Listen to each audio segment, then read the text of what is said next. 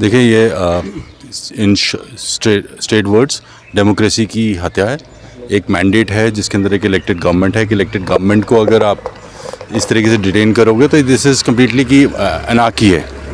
But at the same time हम उमर साहब को भी ये बात बताना चाहेंगे, यही चीज़ हम पिछले 6 महीने 8 महीने से कह रहे हैं कि आप चीफ मिनिस्टर हैं, आपको बात करनी पड़ेगी। लोग डिटेन होते हैं, हर फ्राइडे को मीरवाइज डिटेन किए जाते हैं, आम लोग डिटेन किए जाते हैं।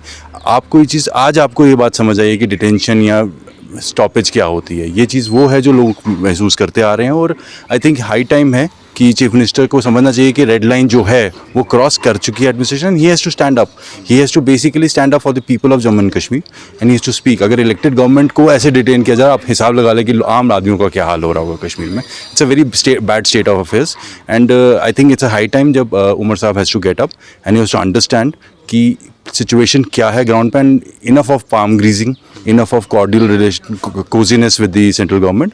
They should take it on. They should take it on with the Home Minister also. He should take it on कि LG कैसे इस तरीके के ऑर्डर्स पास कर सकते हैं। तो आपको लगता है कि करंटली अभी गवर्नमेंट को कोई डिप्लोमेटिक अप्रोच या पॉलिटिकल अप्रोच करने की ज़रूरत नहीं है, बल्कि स्ट्रेट फॉरवर्ड बात रखने की ज़रूरत है जम्मू कश्मीर के? सरकार का काम है यही, स्ट्रेट फॉरवर्ड। लोगों ने मैंडेट आपको स्ट्रेट फॉरवर्डनेस, आपने कहा था कि हम स्ट्रेट वे बात करेंगे। What you have become is a team of the BJP and you are running their agenda. चाहे आप जब 13 जुलाई का भी अगर मोशन मूव हुआ था असेंबली में, रिजर्वेशन का इशू हो गया, आर्टिकल 370 के ऊपर रेजोल्यूशन हो गया, वक्फ अमेंडमेंट हो गया, आपने हर चीज़ पे आपने चुप्पी रखी। आप 13 जुलाई को अवेलेबल नहीं थे स्टेट रियासत के अंदर। ये दिखाता है कि आप किसी ना किसी तरीके से प्लीज़ करने की कोशिश कर रहे हो। जिनको आप प्लीज़ करने की कोशिश कर रहे हो वो इंटरेस्टेड नहीं है आपकी। आप अपने लोगों के साथ गद्दारी कर रहे हैं, आप धोखाबाजी कर रहे हैं।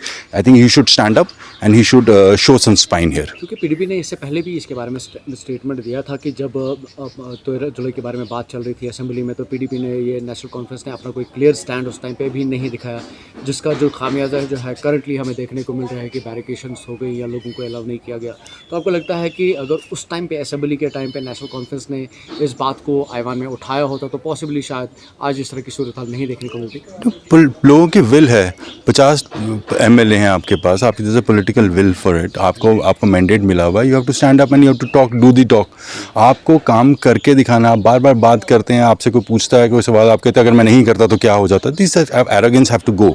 Now this is the red line जो मैंने पहले भी कहा, that red line has been crossed and he should stand up, he should stand up for the people of Jammu and Kashmir and respect the mandate that he has. Usually क्योंकि PDP का बिल्कुल clear stand रहा है हर चीज़ को लेकर, जब भी हमने देखा है, क्योंकि सोशल अफेयर्स में ज़्यादातर इन्वॉल्वमेंट हमें पीडीपी की देखने को मिलती है, जहाँ पे लोगों के हकूक़ के हवाले से वो अक्सर बात करती है। पीपल्स डेमोक्रेटिक पार्टी 13 जुलाई को कैसे देखती है? 13 जुलाई इट्स एक किस्म का आप देख सकते हैं, it was a protest against the monarchy. जैसे रेस्ट ऑफ द कंट्री में होता था, मोनार्की के खिलाफ एक प्रोटेस्ट चलता था। क्विट इंडिया मूवमेंट हुई, नॉन कॉपरेशन हुई, वो एक मोनार्की के खिलाफ थी। जम्मू एंड कश्मीर के अंदर भी वही मोनार्की के खिलाफ जो एक किस्म का पहला प्रोटेस्ट था वो 13 जुलाई 1931 में हुआ। हमें इसको इन रिलीजियस फ्लेवर नहीं देखना चाहिए, अगेंस्ट अ पर्टिकुलर रूलर नहीं देखना चाहिए। It was a effort of the population कि हम मोनार्की से डेमोक्रेसी में जाएं। तो आई डोंट थिंक इसके ऊपर इतना इशू होना चाहिए और LG has tried to play his own game in it. शुक्रिया।